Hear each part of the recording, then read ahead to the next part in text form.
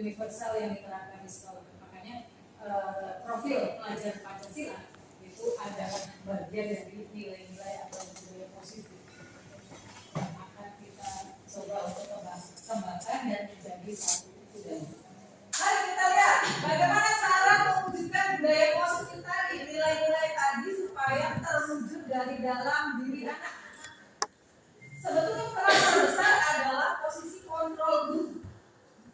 Posisi kontrol dulu, kemudian membuat keyakinan kontrol PKR.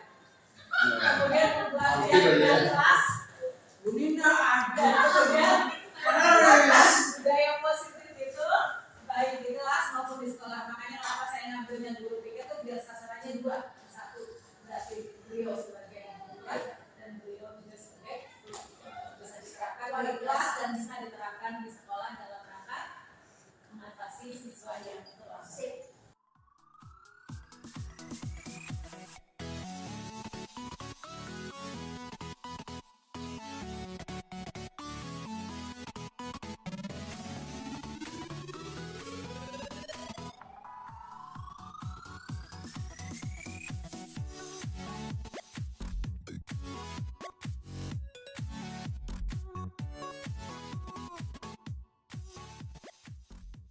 Sebetulnya ada 3 motivasinya.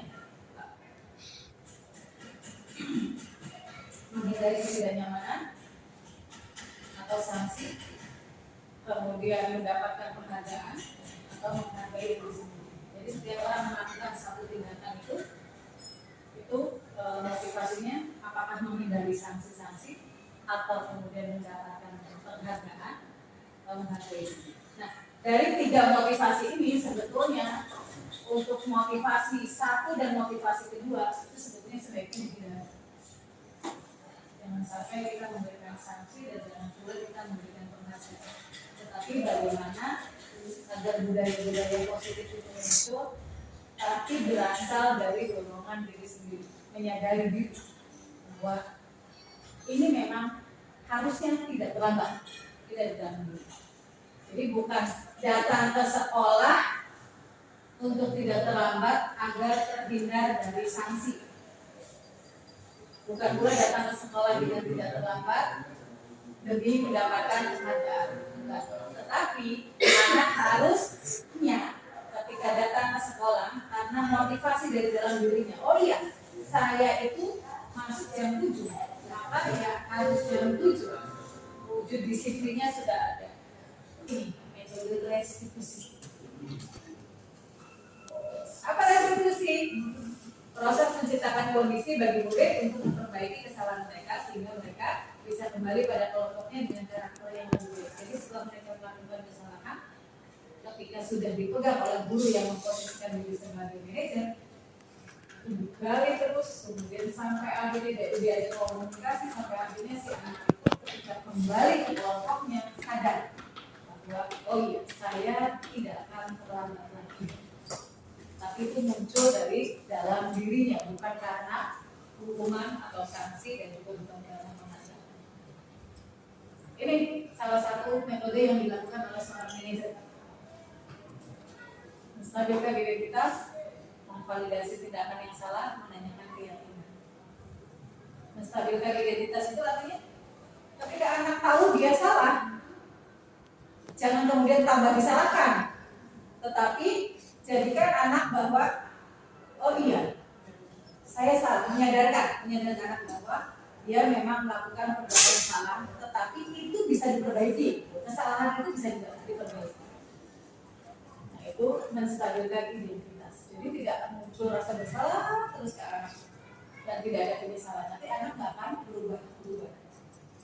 Kemudian, menstabilkan identitas. Anak yang melanggar peraturan karena sedang mencari perhatian.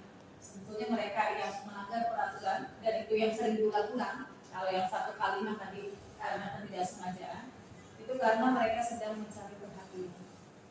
Bisa jadi dia sedang mencari perhatian gurunya, bisa jadi dia sedang mencari perhatian orang tuanya.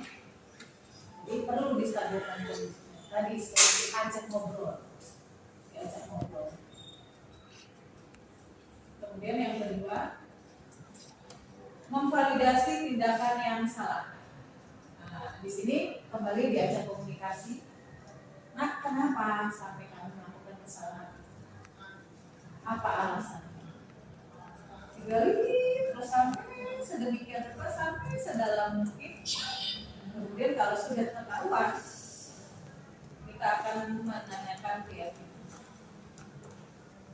Yang nilai-nilai tahu nggak? Ketika kamu melakukan apa yang sudah kamu lakukan? Oh, saya sudah nggak disiplin, apalagi. Oh, saya berarti orang yang nggak bertanggung jawab, apalagi. Oh, berarti saya orang yang nggak komitmen.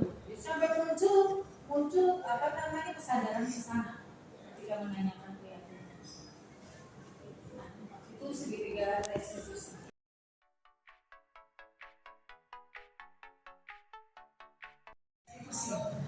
Metode restitusi tadi kita sama-sama belajar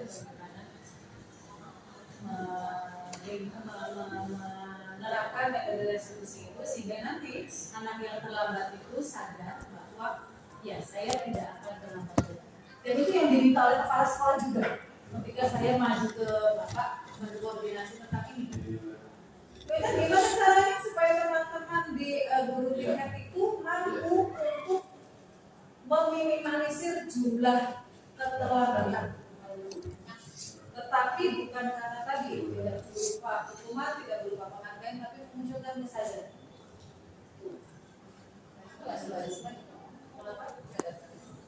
Nggak ada baris lagi. Tapi kalau menurut saya konsekuensi itu perlu, Pak. Konsekuensi itu perlu karena satu hal yang sebagai apa ya, sebagai efek dari dia melakukan keterlambatan. Tapi kalau lama akhirnya tidak akan efektif ketika konsekuensi itu terus dilakukan. Kenapa tadi efektif? Nggak efektif nantinya lama-lama akan menjadi kebiasaan sih. Kayak tadi hasil ininya, hasil kuesionernya itu ada yang ya biasa aja, nggak merasa bersalah, gitu kan?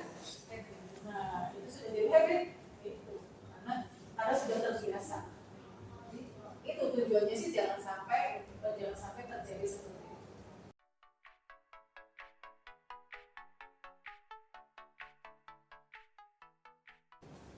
Nah, Bapak dan Ibu, ada yang perlu di-share? Ada yang perlu didiskusikan berkenaan dengan restitusi? Yang paling baik yang mana? Yang paling baik yang mana? Silakan teman-teman. Dari komentar. Saya dulu aja. Oh, boleh. Daripada Daripada terima kasih, Minta. ya. Assalamualaikum warahmatullahi wabarakatuh. Waalaikumsalam. Kalau saya perhatikan tadi dari uraian mulai pertama sampai selesai, walaupun nggak fokus karena fokusnya ke Pak Parto depan saya. Itu dari sekian banyak metode yang harus dilakukan di kelas berkaitan dengan masalah siswa yang dihadapi. Saya kira kalau harus memilih satu, itu pilih yang paling terakhir, manajer. Tapi kalau misalkan nggak ada pilihan harus satu atau berapa, saya kira juga semuanya bisa kita terapkan. Artinya kondisional. Ketika anak itu misalkan dulu kan pernah kita jalankan di semalam itu, siswa yang telat sekali, 2 kali, 3 kali dipulangkan dan panggil orang tuanya. Dan itu nggak akan terulang lagi karena pertama malu juga, ya walaupun secara mental juga dia kena karena dipulangkan dari sekolah, malu dengan teman-temannya. Tapi saya yakin efek positifnya pasti ada. Artinya kita kondisional aja. Kalau misalkan lihat anaknya yang tadi tuh yang hanya sekali, itu kan nggak disengaja tuh. Yang kasihan yang pertama tuh yang banyak banget tuh, banyak adik saya dulu. Iya saya dimarahin kan gitu. Dan mau jam 4 itu kan luar biasa semangatnya. Dan harus kita kasih satu reward sebenarnya buat hal seperti itu. Karena kan dia berbakti sama keluarganya, bisa juga sama adik-adiknya karena dia sanggup mengorbankan diri karena keluarga gitu. Iya, itu perjuangan sih akhirnya. Perjuangan cuma kita nggak tahu aja dia melakukan kebaikan seperti itu sehingga karena kita sebagai posisinya guru kan maka ya salah, telat gitu. Apa psikologis secara berapa sih religiusnya dia dapat karena sudah menerapkan konsep-konsep keagamaan juga. Jadi singkatnya sih kita bisa pakai semuanya tapi kondisional. Kalau kita harus memilih salah satunya maka yang lebih tepat yang terakhir, yang manajer itu. Karena lebih banyak kita mendidik anak untuk menyadarkan seberapa jauh kesalahan dia, kemudian membangkitkan dirinya kalau oh ya satu salah ya, sehingga saya harus seperti ini. Itu kan hal yang susah juga buat dilakukan. Jadi benar-benar seorang guru itu harus sangat-sangat menguasai di dunia-dunia psikologi dan di dunia-dunia yang lain. Mungkin seperti itu. Masih selamat. Baik, terima kasih Bapak Suranto. Barangkali ada yang mau menyampaikan teman-teman dari Pak Suranto? Ya. Juga ini dari kesiswaannya. Ya. Ini saya tadi berkaitan kesiswaan. Ini kadang ya seperti dari yang Mas atau ada beberapa anak yang memang secara entah itu apa namanya artinya dia datang ke sekolah itu kenapa ya, tapi pada dasarnya mereka itu dia beberapa orang anak ini memang seperti sengaja ya. Artinya menjadi suatu ya ini lagi minggu kemarin kamu ada Mudah-mudahan ya banyak Pagi ya Pak ya. ya sampai apa ya? Kamu lagi. tapi memang betul ya kalau menurut saya pribadi bahwa ada beberapa hal yang memang dikombinasi gitu ya untuk anak-anak ya seperti itu. Nah nanti mungkin selanjutnya itu yang apa namanya manajerial itu yang manajer itu yang mungkin disampaikan kepada anak-anak yang sering terlambat itu. Tapi pada awalnya untuk apa stressing atau apa namanya stressing ya seperti dulu ya memang bagus juga bisa diingatkan lagi tiga kali dulu ya berturut-turut ya. Nah berturut-turut bisa dipulangkan dulu gitu. Nanti setelah itu baru apa namanya ya manajerial itu bisa diterapkan kepada anak-anak tersebut. Bantuan wali kelas juga. Ada lagi? Ya, silakan Bu Leni. Assalamualaikum warahmatullahi wabarakatuh. Ya, saya juga sering ada di tiket, tapi saya juga nggak tahu nih karena saya kan hanya di tiket, sedangkan yang menangani biasanya Pak Ivan Ibu ya. Ya. Nah, saya nggak tahu nih kita yang tiket itu data nggak kayak Bu Leni saya. Kita berbicara. Kayaknya karena itu udah berapa kali. Tapi kalau Pak Ivan mungkin Sudah. tahu mana dia tiap hari. Nah, alangkah baiknya pada saat anak sudah nggak kawin usaha kali dikasih tanda silakan, jadi bisa langsung dipulangkan. Jadi ada data yang memang distribusinya bagus, semua itu diserahkan, ada hukum, ada data, tapi terakhir manajer. Nah, kalau untuk anak-anak yang kayak Pak bilang, malah kita kasih dia selamat karena dia sudah membantu orang tua, membantu sampai dia berkorban sampai penambat, itu yang kita istilahnya boleh masuk kan untuk anak-anak seperti itu. Ada lagi Bu? Ada lagi? Cukup. Nah, yang sudah berkali-kali itu. Nah ini ya. Nah untuk model yang bisa jadi di atas 3 kali, ini sudah harus kita ajak ngobrol bagaimana caranya. Ya tadi dengan kita menerapkan metode restitusi tadi, tapi maka saya itu sudah merancang sebenarnya. Ini mah dalam ini kalau untuk sanksi mah terserah ya kayak, tapi gini, keterlambatan 1 kali kita sanksinya apa, keterlambatan 2 kali kita sanksinya apa. Nah keterlambatan ketiga kali itu baru restitusi. Tapi kalau menurut saya sih bukan guru BP. Kemarin tuh saya sempat diskusi sama Pak Taufik juga, nggak guru BP dulu, tapi ketika keterlambatan 3 kali direstitusinya oleh guru piket. Kemudian yang keempat kali baru kemudian oleh BP, PBK dan wali kelas gitu. Bahkan bila perlu tadi pemanggilan orang tua gitu. Nah, yang saya miris ketika anak-anak terlambat, yang saya miris itu adalah mereka main HP terus.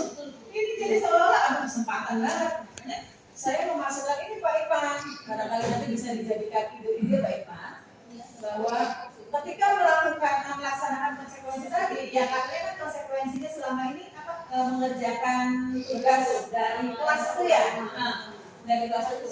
Handphonenya itu disimpan di grup ya, jadi disediakan box Pak Ipan, di situ sediakan box, simpan semua HP-nya, simpan, nggak boleh, baru boleh diambil mana? Iya. Karena saya punya pengalaman seperti ini. Sepatu. Siswa waktu itu kan tidak boleh pakai sepatu. Harus ganti. Nah, Hilang sepatunya. Ustaz, memang. Mahal ya. Tapi biasanya dalam satu hari itu berapa orang yang terlambat? Paling ya pasti untuk sekarang ya di bulan ini masih 20 orang paling banyak. Tapi kalau di ini apa namanya dengan 1.000 anak ya hanya 0,02%. Kalau dari situ siapa ya? Artinya masih dianggap satu kewajaran lah. Iya, Gitu. tapi ya memang ya Kalau banyak sih. per hari kan, Iya, apalagi kalau banyak. udah berada di lobi itu, ngumpul mainan HP sendirian, gitu. Aduh ya urusan sedih lah. Kalau lewat itu. Nah itu. Tetapi setiap kali melakukan keterlambatan walaupun satu kali orang tua diberitahu secara resmi Pak, kalau menurut saya diinformasikan di Japri, Bapak Ibu, siswanya hari ini terlambat gitu. Iya, nggak masalah. Oke, biar ada grupnya ini sih. Itu jangan itu dikirim aja. ada tiket. Tiket enggak khusus tiket. Ada. Jadi supaya siapa nggak masuk sih? Makanya Apa karena hilang tanda kemarin? apa hilang kali ya? Ya. Iya, kayaknya. Bilang di Nah itu Pak, jadi Siap. apakah teknisnya sertifikat ini memberitahukan ke wali kelas bahwa anak-anak ini yang terlambatnya, jadi wali kelas yang menginformasikan ke orang tua misalnya bisa, atau kalau yang guru piketnya langsung ke orang tua nggak bisa, Kebanyakan. Habis sih. Nah, menghitungan keterlambatannya Pak. Ya. Bagaimana keterlambatannya itu 1 semester? Kalau hukuman yang tadi Pak Ivan bilang 3 kali berturut-turut itu nggak akan mungkin Pak, karena anak nggak akan mungkin datangnya itu berturut-turut kali gitu ya.